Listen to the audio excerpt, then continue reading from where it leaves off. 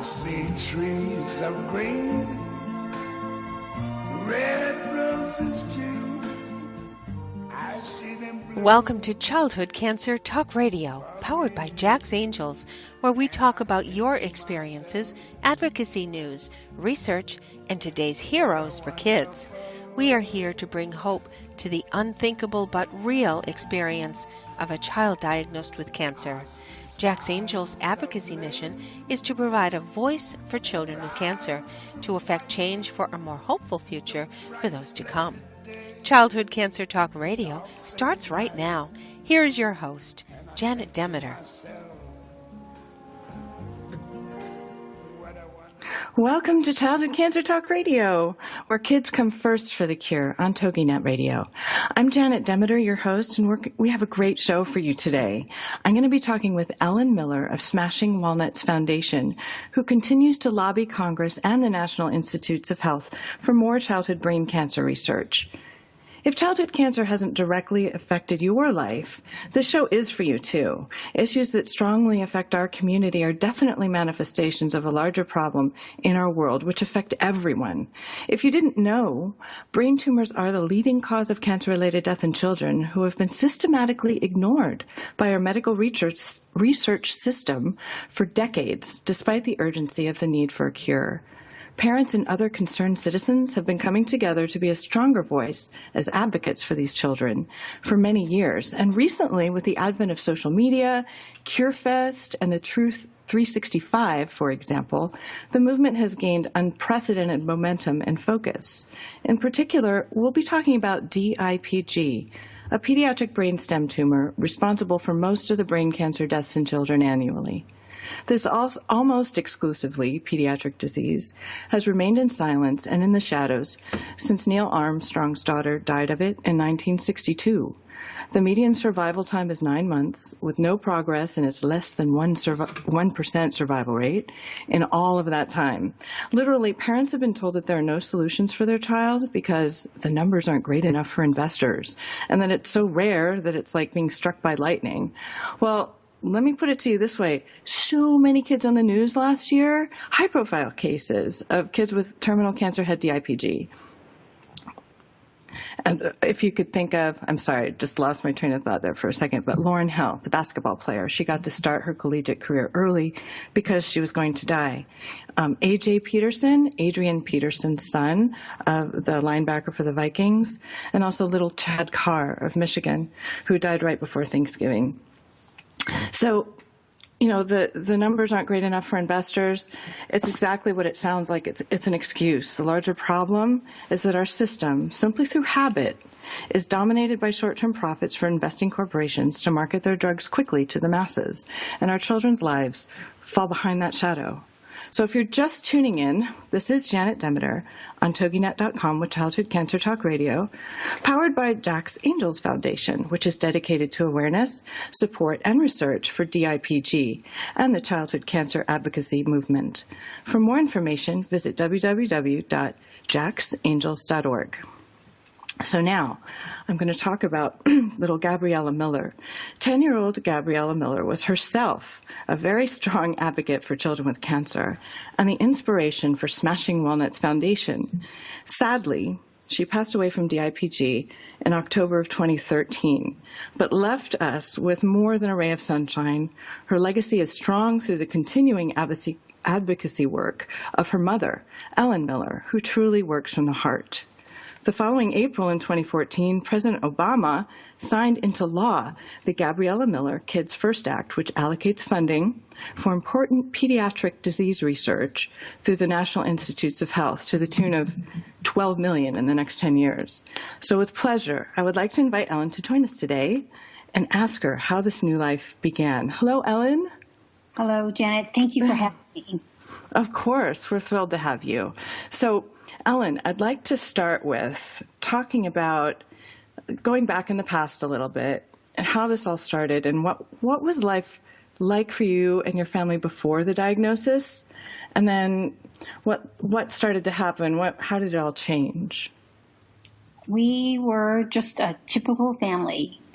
Gabriella and was our oldest, and we had a son who was about 5 years younger, and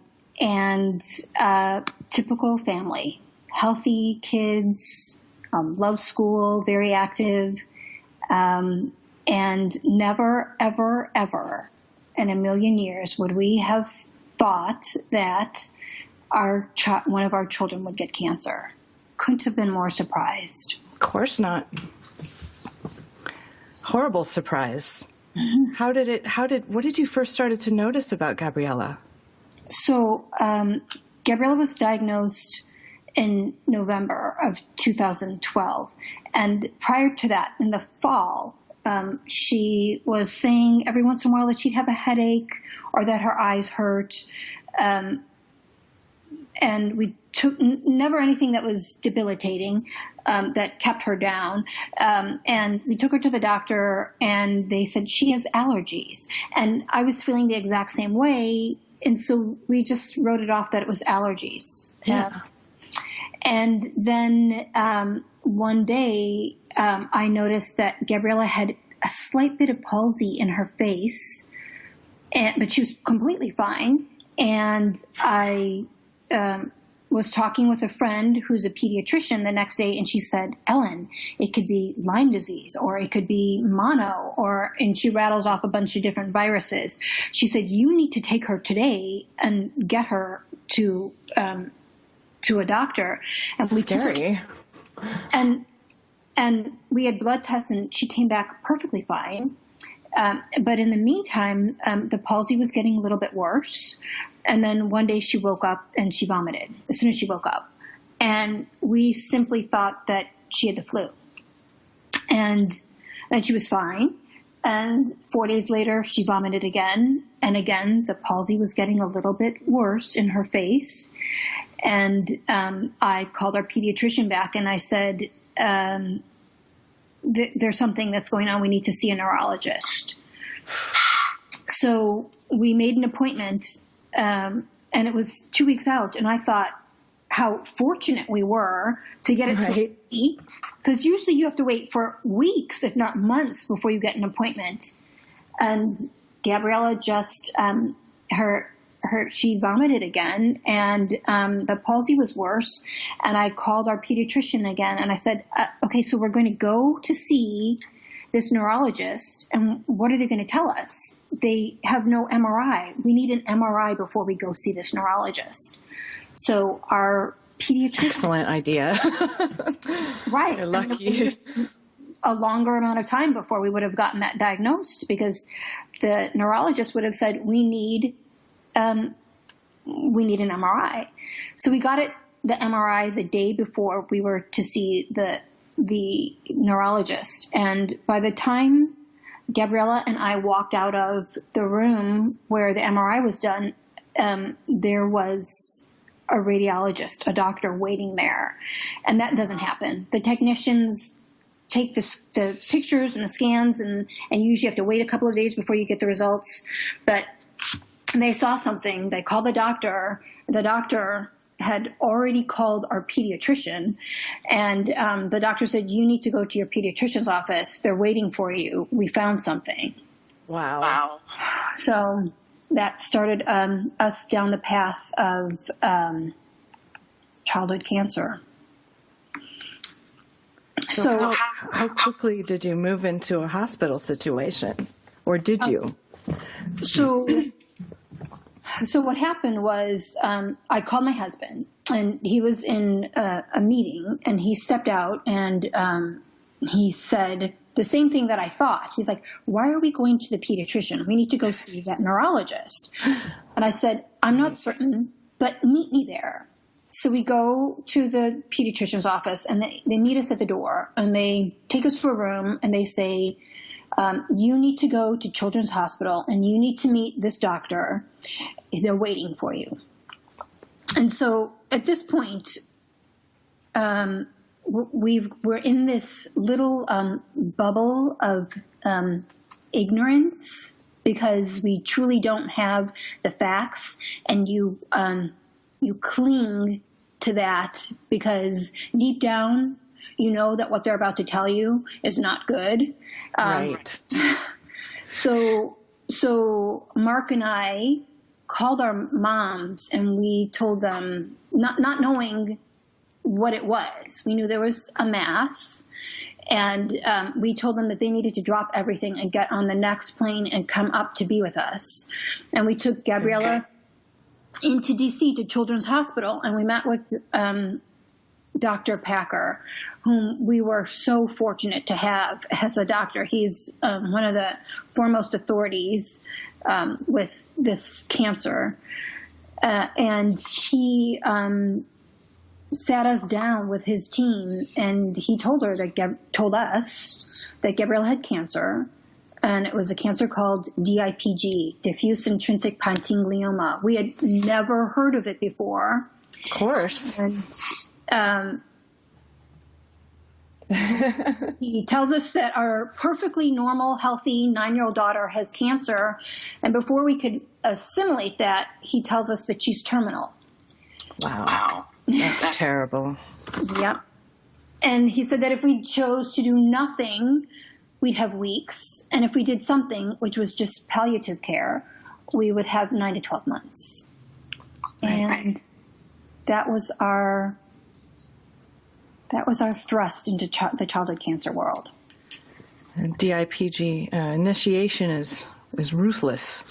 So before we go to the break, I want to ask you about Gabriella and Smashing Walnuts, because from what I've gathered and read, she was very active.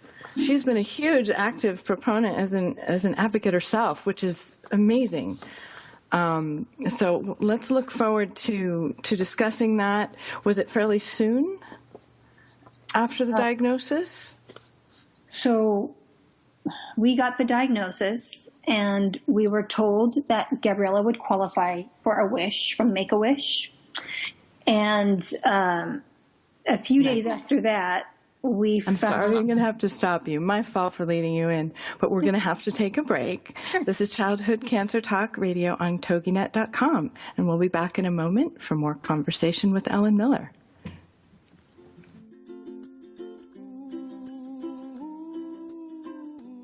Stay tuned. Janet will be right back with more on Childhood Cancer Talk Radio, where kids come first for the cure.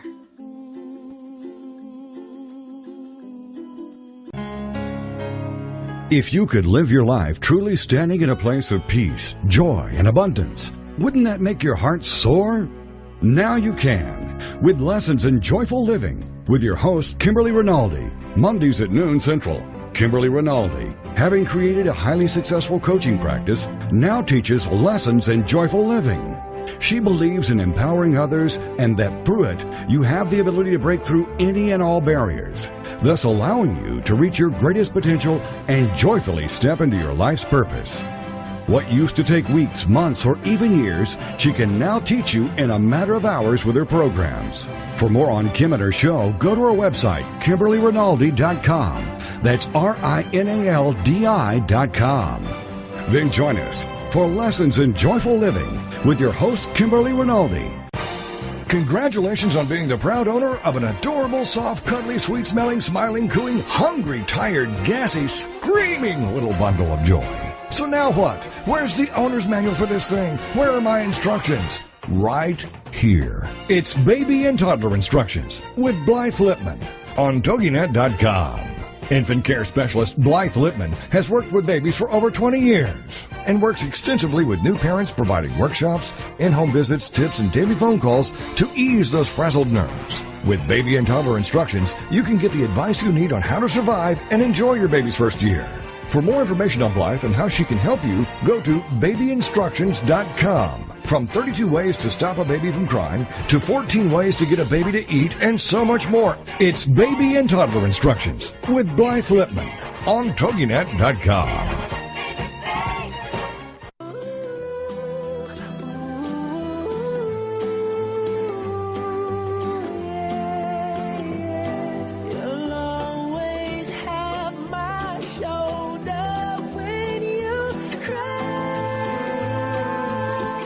Welcome back to more great conversation on Childhood Cancer Talk Radio, because every child's life deserves hope. Here's Janet.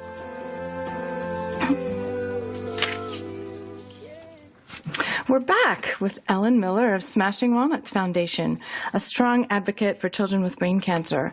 I'm Janet Demeter with Childhood Cancer Talk Radio. So, Ellyn, gosh, before the break, you had created a picture for us, an experience really, of what it was like to walk through this scary, completely unknown diagnosis that turns out to be this dark terminal monster, and how you talked about how you were kind of in this protective bubble for a while. Just, we all kind of do that, I think, out of self-preservation. And now you'd gotten to the point in the story where you were getting the diagnosis, and you had heard that you could do nothing and she'd have weeks, or you could do palliative care and she could have 6 to 9 months if she was lucky. So one note that I wanted to touch on was the story of Gabriella after diagnosis becoming this incredible little 10-year-old advocate for all children with cancer. Really an incredible light in the world. I want you to tell me a little bit about that process and the beginnings of Smashing Walnuts Foundation and what that means to you. Thank you. So first I should start out by explaining how the name Smashing Walnuts came to be. When we found out that Gabriella had cancer,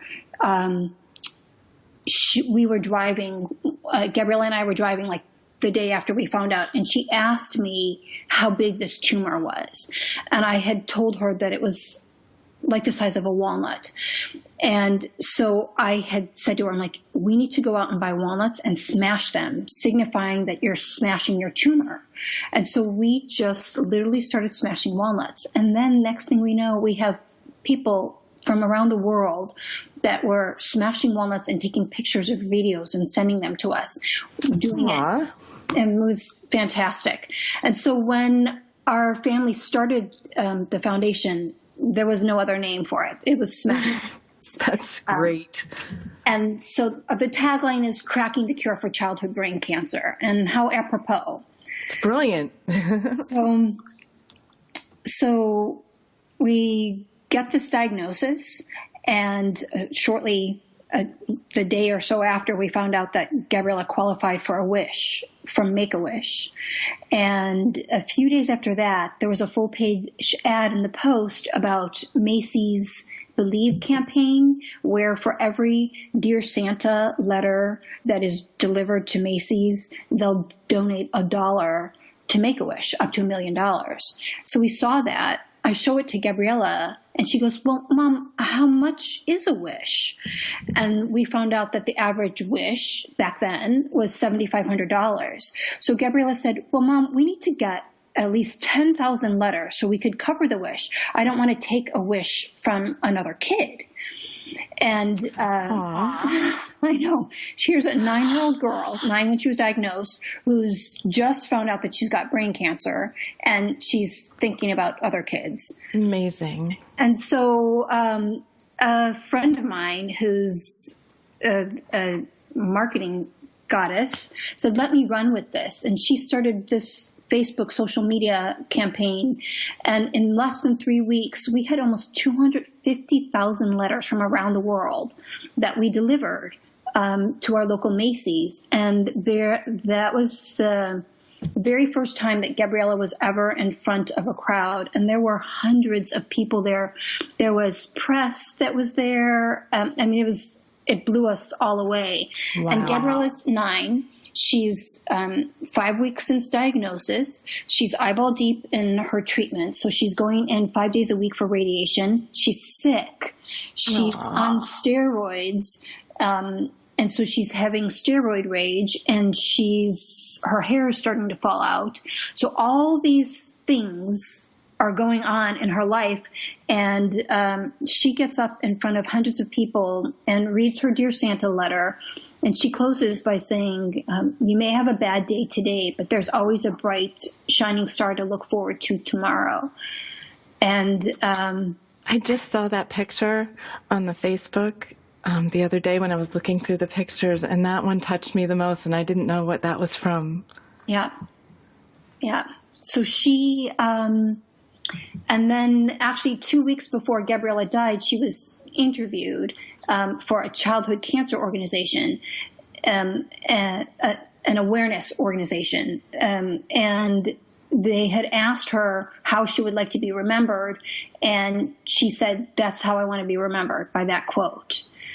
And so that was the first time that she got in front of people. And she realized then that she had a voice that people wanted to listen to.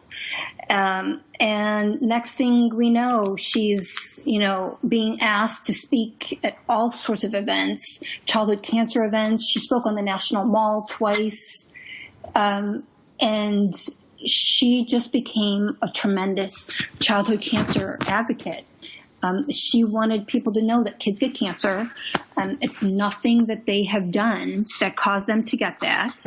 And that we need to help make a difference. And so when we decided to start our foundation, we knew the statistics that childhood cancer gets, they say, less than 4% of the budget that goes to NCI for all childhood cancer research. And our family all spoke about this, and we said we need to help the researchers so they could find the cures for these kids. So Smashing Walnut Foundation, our purpose, our mission is to raise money so that we could fund these researchers that are doing the cutting edge work that will find cures for our children. Absolutely. That's the only way. It's the only way. Yes. So that is how we've evolved. Wow. I'm just really touched by her story. What a beautiful little girl. I mean, just what spirit, too. And I can see it in you. Again. You're a champion for our kids. You went right after she passed. What, a few months later, you're in the Oval Office. Why don't you tell us about that? Little tidbit. So I mentioned earlier about the interview that Gabriella had done 2 weeks before she died. She was interviewed by Mike Gillette of the Truth 365.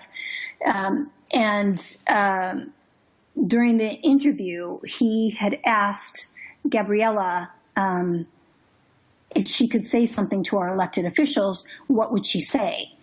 And so she said, stop talking and start doing. And then she said something that I can't say on radio. It's a bad word. But she said, talk is, we need action. Good for her. So very good for her. And so Mike took that little clip of her saying that, and he beeped out her word that she shouldn't have said.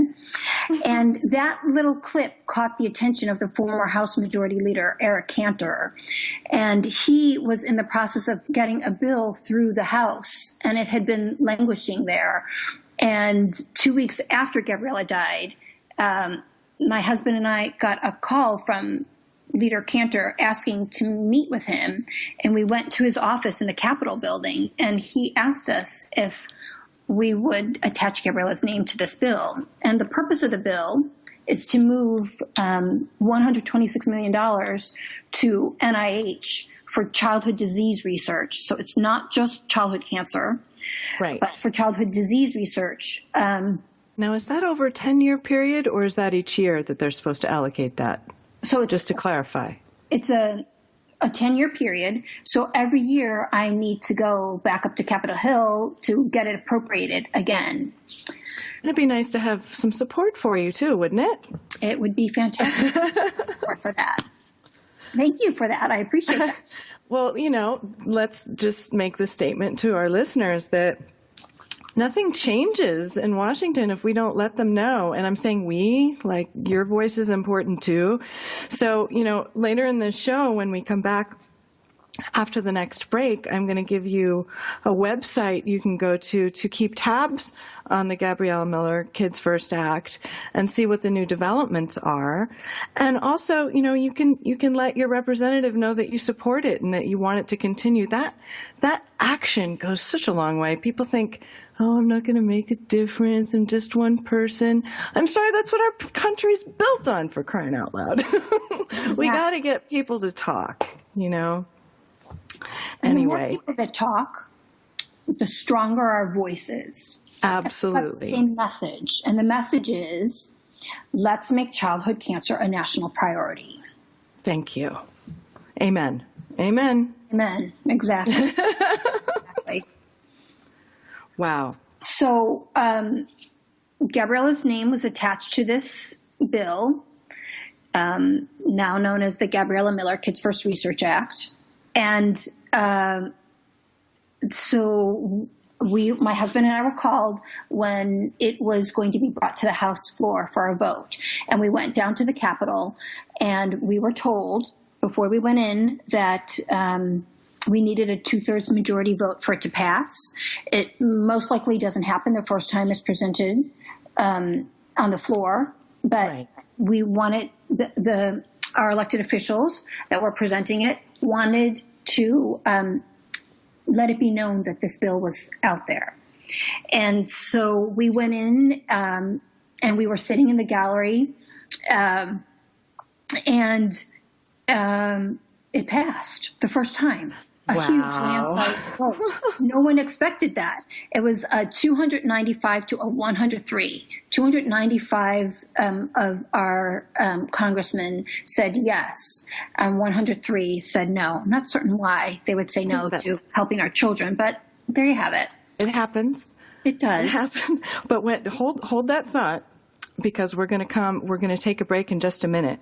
And when we come back, I want you to finish this part of the story and then let us know, what it was like when it finally went to the president and got signed into law. It's so cool. We're on Childhood Cancer Talk Radio. Don't go away. We'll be right back with Ellyn Miller of Smashing Walnuts Foundation. That's smashingwalnuts.org. Thanks for listening.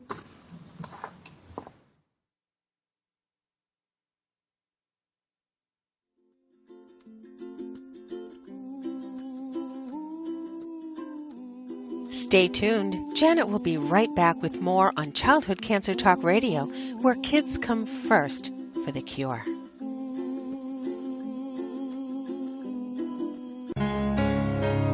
If you could live your life truly standing in a place of peace, joy, and abundance, wouldn't that make your heart soar? Now you can, with Lessons in Joyful Living, with your host, Kimberly Rinaldi, Mondays at noon Central. Kimberly Rinaldi, having created a highly successful coaching practice, now teaches lessons in joyful living. She believes in empowering others and that through it, you have the ability to break through any and all barriers, thus allowing you to reach your greatest potential and joyfully step into your life's purpose. What used to take weeks, months, or even years, she can now teach you in a matter of hours with her programs. For more on Kim and her show, go to her website, KimberlyRinaldi.com. That's RINALDI.com. Then join us for Lessons in Joyful Living with your host, Kimberly Rinaldi. Have you heard? The pages of American Patchwork and Quilting magazine come to life on our new weekly online radio show, American Patchwork and Quilting. Join Pat Sloan, our blogging and quilt designer host, as she talks about the latest trends, ideas, and inspirations. Her guests include quilt pattern designers, authors, quilt shop owners, and our editors, all quilters, just like you. Call in with your questions. Get quilting tips from industry experts. Learn about free patterns. Hear behind-the-scenes stories from our magazines, American Patchwork and Quilting, Quilt Sampler, and Quilts and More. Get the scoop on free stuff and find out more about the best independent quilt shops in North America. To listen to a live show, tune in Monday at 4 p.m. Eastern. Just log on to allpeoplequilt.com/radio. To hear past shows, go to iTunes and search for American Patchwork and Quilting Radio. We hope you'll join us because we know that quilting changes everything.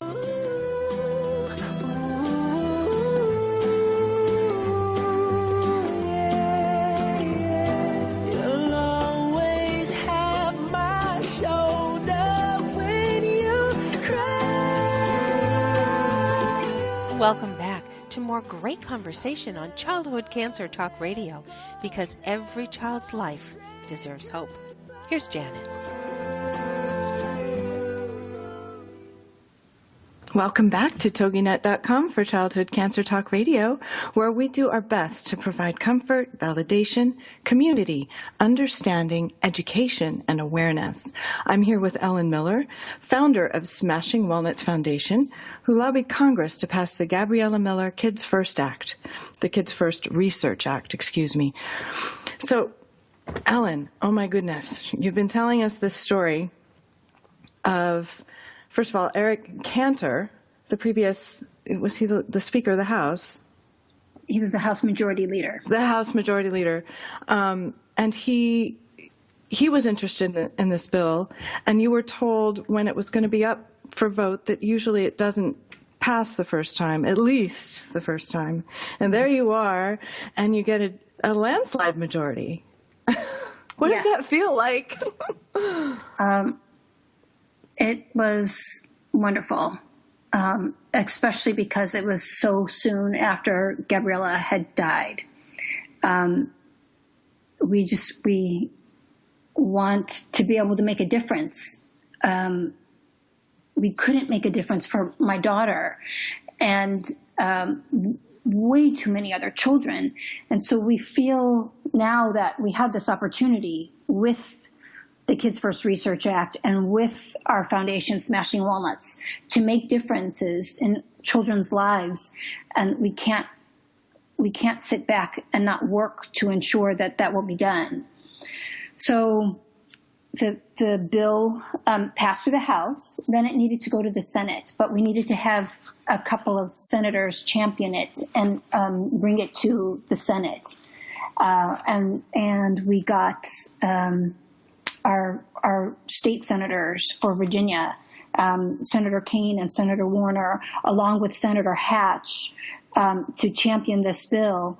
And the night before it was being voted on, I got a call from Senator Kaine saying they're voting on the floor, the Senate floor, the next day. And I asked if I could attend, and he said, I'm not certain where in the day it will be presented. It could be first, it could be last. So I stayed home glued to my TV watching C-SPAN, and it came up rather early, and it was very anticlimactic because the Speaker of the Senate was speaking to the President, saying, President Obama, the Kids First Research Act, this is what this is about, explaining it. And then he turns and looks over his shoulder, and he speaks to someone representing the entire Senate, and he said, how does the Senate react? And they say uncontested. And so the Speaker turns around, flips the page of his book, and continues on to the next thing. And I was like, oh my goodness, did that just pass? There was no fanfare, nothing. It was just like, yes, the entire Senate unanimously agrees that we should pass this bill. And so the next step was the President's office.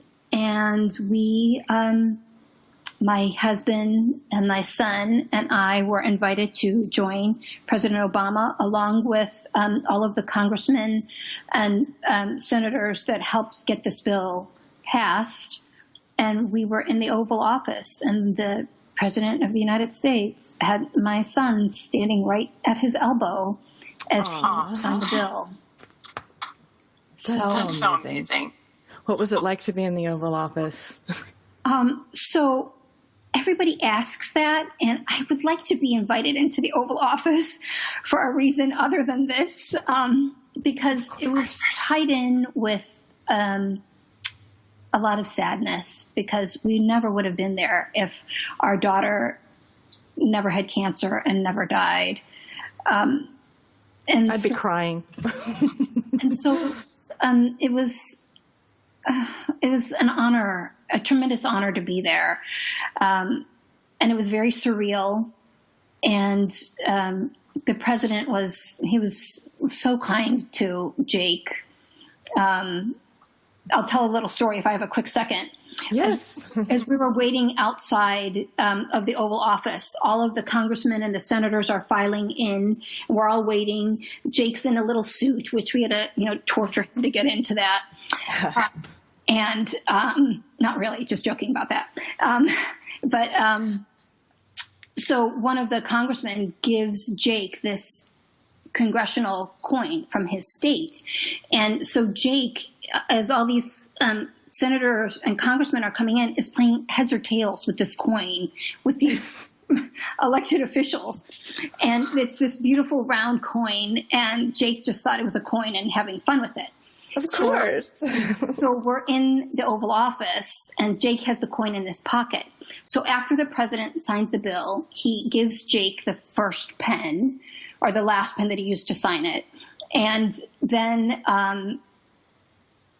the press clear out, and the president spends a few minutes with us, and he gives Jake this little goodie bag of stuff from the White House, and the president reaches into his own pocket and he pulls out a presidential coin, and it's oval, and it was smaller than this congressional one. So he hands this coin to Jake, and Jake reaches into his pocket and pulls out the congressional one, and he holds the one in one hand and the president's in the other, and he does like he's weighing them. He lifts his palms up and down. Clearly, that's hilarious. That the presidential one is lacking because it's smaller. So I'm appalled that my son is doing and there's all these congressmen and senators around, and they're chuckling, and the president, without even blinking, he goes, "Well, Jake, that coin there is only a congressional coin, while this coin here is the presidential coin, personally given to you by the President of the United States." So he had a great sense of humor. He was very kind to us. Aww. So that's wonderful to hear. It was. So then what I didn't know was I thought that once the president signs it, that this is a done deal, that NIH will get $12.6 million a year for the next 10 years. But little did I know that was actually the beginning of another uphill battle where we need to get those monies appropriated. Right.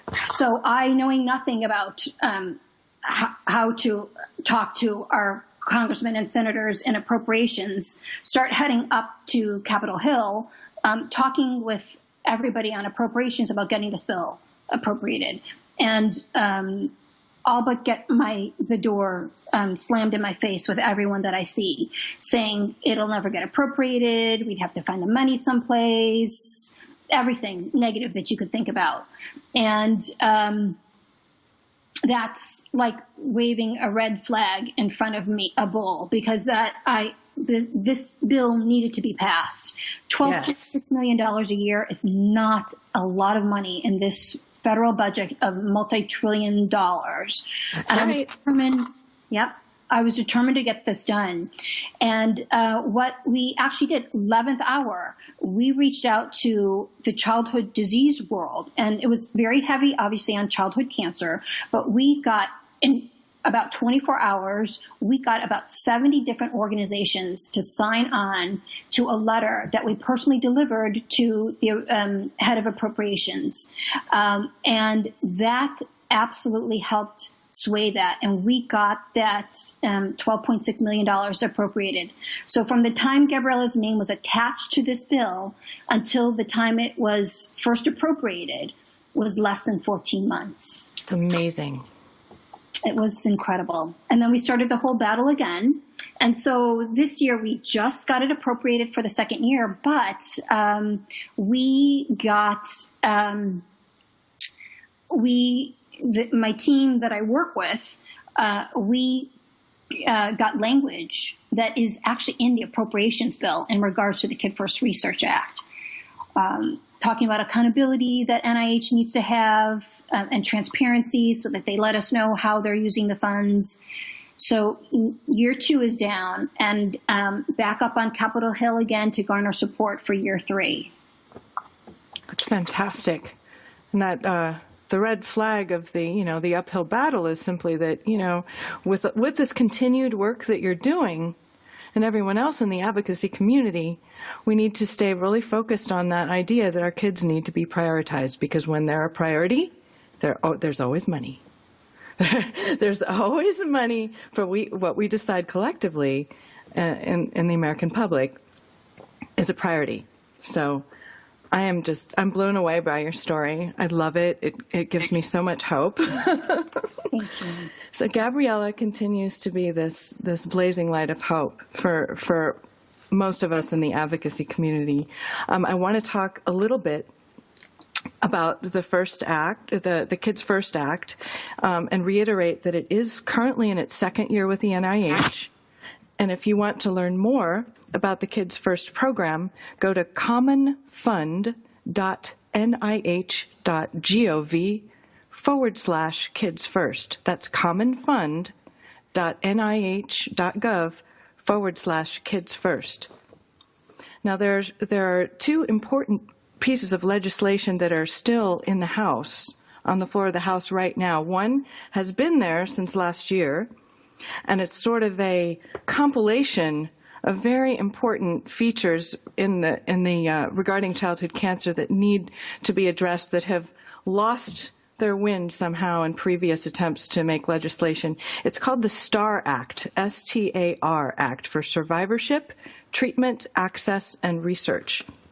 The Childhood Cancer S.T.A.R Act would improve efforts to identify and track childhood cancer incidents, improve the quality of life for childhood cancer survivors, ensure expanded public access policies that provide hope for patients who have run out of options, and to expand the research of therapeutics necessary to treat the roughly 16,000 children diagnosed with cancer in the U.S. every year.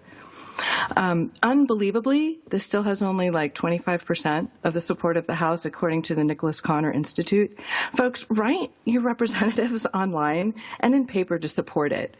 Representative McCall of Texas, one of its original sponsors, points out the fact that our kids don't have lobbyists in Washington, and the point of this is to ensure that they have a stronger voice, as cancer is the leading disease cause of death in children. And finally, the most recent legislative news for childhood cancer, House Resolution 586, lovingly called Chad and Jack's Excellent Agreement, for little Chad Carr of Ann Arbor, Michigan, and little Jack Demeter of California, designating the final week of May to be DIPG Awareness Week. We'll be right back with more on that story. Thank you for listening. Stay tuned. Janet will be right back with more on Childhood Cancer Talk Radio, where kids come first for the cure. Have you heard? The pages of American Patchwork and Quilting magazine come to life on our new weekly online radio show, American Patchwork and Quilting. Join Pat Sloan, our blogging and quilt designer host, as she talks about the latest trends, ideas, and inspirations. Her guests include quilt pattern designers, authors, quilt shop owners, and our editors, all quilters, just like you. Call in with your questions. Get quilting tips from industry experts. Learn about free patterns. Hear behind-the-scenes stories from our magazines, American Patchwork and Quilting, Quilt Sampler, and Quilts and More. Get the scoop on free stuff and find out more about the best independent quilt shops in North America. To listen to a live show, tune in Monday at 4 p.m. Eastern. Just log on to allpeoplequilt.com/radio. To hear past shows, go to iTunes and search for American Patchwork and Quilting Radio. We hope you'll join us because we know that quilting changes everything. Homeschooling? Have questions? Get your pen and paper ready. It's the sociable homeschooler, Vivian McNinney. Fridays at 5, 4 Central on TogiNet.com. After a handsome blue-eyed Texan fell in love with Vivian at the Victoria Station in London, she found herself at DFW Airport with a tiny suitcase and a snazzy little duffel bag. Well, 25 years later, she is now happily married to that blue-eyed cowboy. They have 4 grown children ages 24 to 18 who became willing guinea pigs when she unwittingly stumbled upon the world of homeschooling. Wildflower Academy flourished for 15 years. They survived and thrived, and you can too. Vivian will be covering a wide range of issues that face homeschoolers. What do you do with kids in the summer? How to set up your one-room schoolhouse? How obedience is paramount? And what to do with those snakes? Plus, you'll be sharing ideas and insights that she gleaned from other homeschoolers. So join us for an engaging hour with the sociable homeschooler, Vivian McNinney. Friday afternoons at 5, 4 Central on TogiNet.com.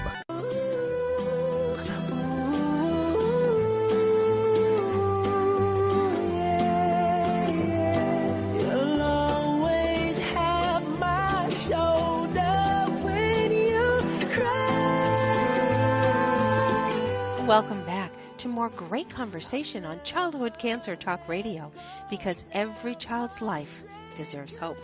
Here's Janet. Welcome back, everyone. I'm Janet Demeter, and this is Childhood Cancer Talk Radio. I'm here with Ellyn Miller of Smashing Walnuts Foundation. And before the break, we were talking about, she was taking us through the story of the Gabriella Miller Kids First Act, which is an incredible story. If you missed it, be sure to download the podcast later on in the day. But there are two important pieces of legislation in the House right now for childhood cancer specifically, which is an amazing feat in and of itself, okay? There were the two that preceded it since 2008 have just kind of disappeared, which is extremely unfortunate. But I really believe it's because the advocacy world has become more focused, and social media has helped us to connect more, to realize that we're not alone. And with the few of us that are getting out there and really using their voice, like Gabriella, Ellyn's daughter, and Ellyn herself, putting herself out there, it's an example to those others of us who are so inclined to do so as well. So it kind of builds in and on itself. So our movement is getting stronger, and we're all trying harder to connect with our representatives, which is the way our government works, our democratic process works. So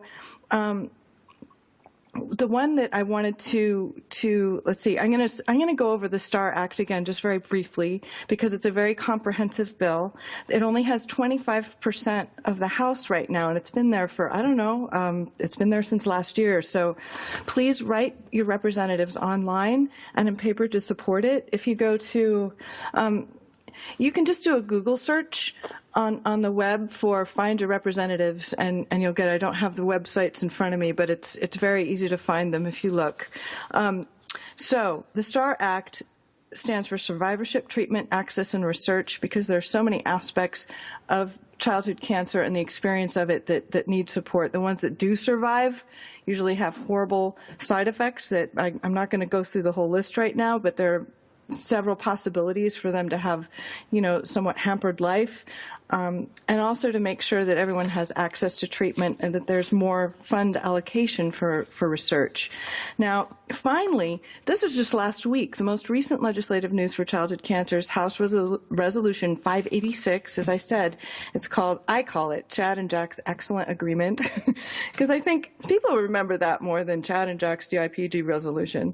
Anyway, it's for little Chad Carr of Michigan and Jack Demeter of California, designating the final week of May, which is Brain Tumor Awareness Month, to be National DIPG Awareness Week, heralding the many children who have bravely faced death with no hope of survival.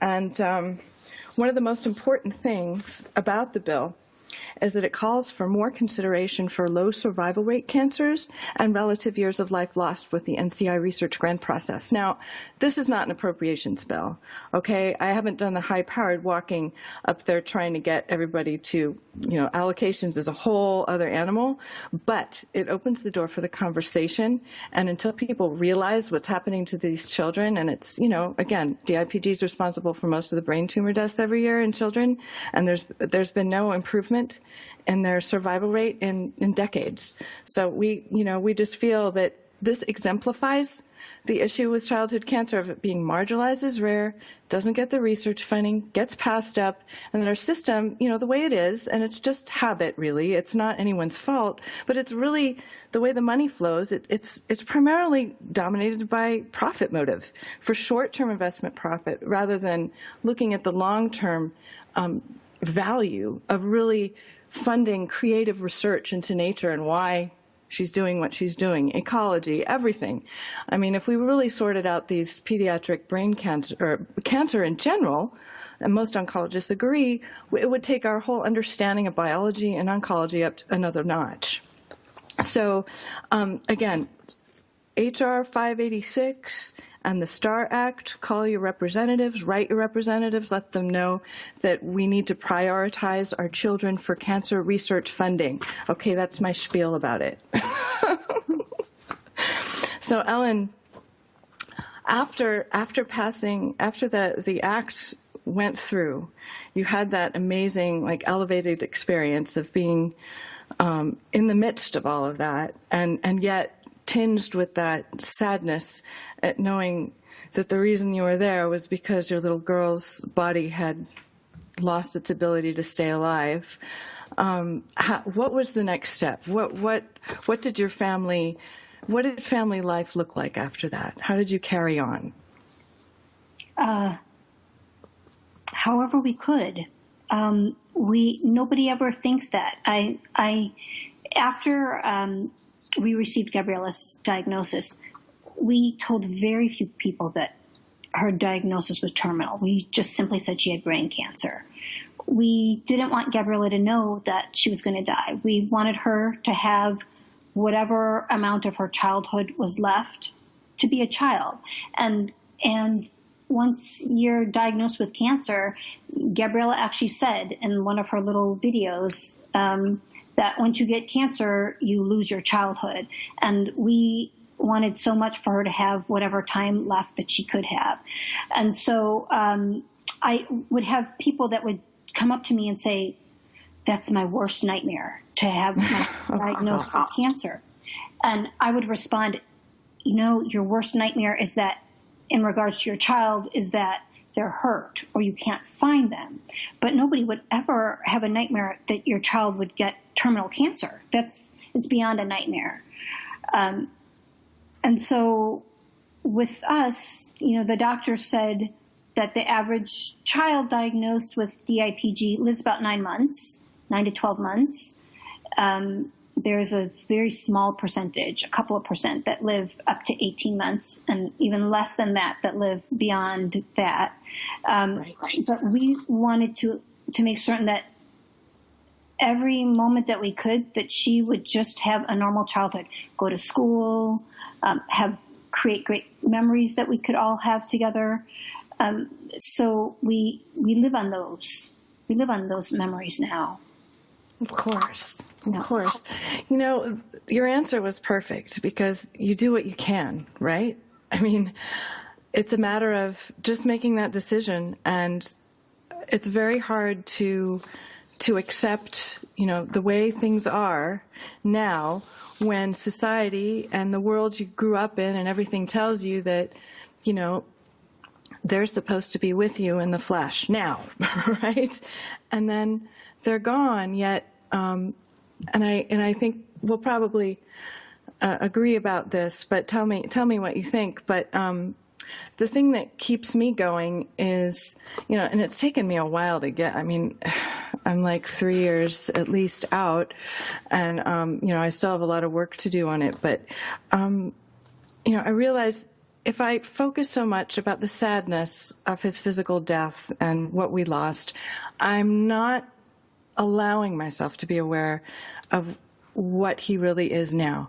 He is, I totally believe that these little spirits are very present and very strong and never die, and everything happens for a reason. And in fact, I believe that my son came to me in physical form so that I could recognize him. I know that may sound crazy, but that, makes me want to cry, but that's the love. That's the love that I feel. And I feel so loved in turn by him. And so when I get frustrated at not being able to let go of my frustration sometimes with the way the world is, he kind of reminds me, just let go, because the most important thing, of course, is the love we share with each other while we're here. And which brings me to one question I have for you left, is about the hearts. Can you tell me about the hearts? Because I have a heart thing too, and I saw that you had lots of heart pictures. And I love your logo with the hearts. Oh. That I connect with that so much because Gabriella's quote that she had said the first time she spoke in front of a crowd, you may have a bad day today, but there's always a bright shining star to look forward to tomorrow. And So I love stars, but Gabriella loved hearts. She would find them everywhere. She would collect them. And after she died, in the most bizarre places, we would find them. It would be like on the ground, somebody's dropped a piece of gum and it formed a heart. We were, one of the funniest stories that I love is we went out of town when it was the 1 year mark since Gabriella died. I couldn't be home. And my son was taking a shower, and the entire time that we were gone, we were finding hearts everywhere, and everywhere. That's so awesome. So one morning, my son is taking a shower, and the drops that were on the shower wall were forming hearts. I mean, like all of them. It was bizarre. And so my son yells out, "Geez, can't a man take a shower in peace?" That's hilarious. Oh my God. I love it. Yeah. Oh my gosh. Well, Ellyn, oh my gosh, we're getting close to the end. I want to make sure that you get the word out about this amazing event you have coming up with quite the keynote speaker, I hear. Yes, very excited. Thank you for allowing me to speak about this. We are having our third annual Cracking the Cure Gala. And the first year came about very quickly. Gabriella had wanted to have a black, white, and pink birthday party, and she did not live to her birthday. So we had our first gala. Well, tell us where you are. Tell us where it is. So our gala is at the Ritz-Carlton in Tyson's Corner, and it's March 19th. And I just officially got confirmation that Dr. Francis Collins, he is the director of NIH, will be our keynote speaker. So He's an amazing man. That's so awesome. Beyond thrilled that this man who runs, if you think about it, it's a $32 billion company that he is running. That's how much he gets. And Ellyn, it's been so wonderful having you here. I want you to come on again and give us an update of everything you're doing. I'm a forever fan, and I have to thank the sponsors of TogiNet Radio for their excellent support of our show. Thank you for having me. Inspiration from today's show. For more about Janet Demeter and her mission, visit jacksangels.org. As founder and president, Janet strives to assure that children with cancer and their parents have a voice, raising awareness for the need to prioritize our children in the quest for a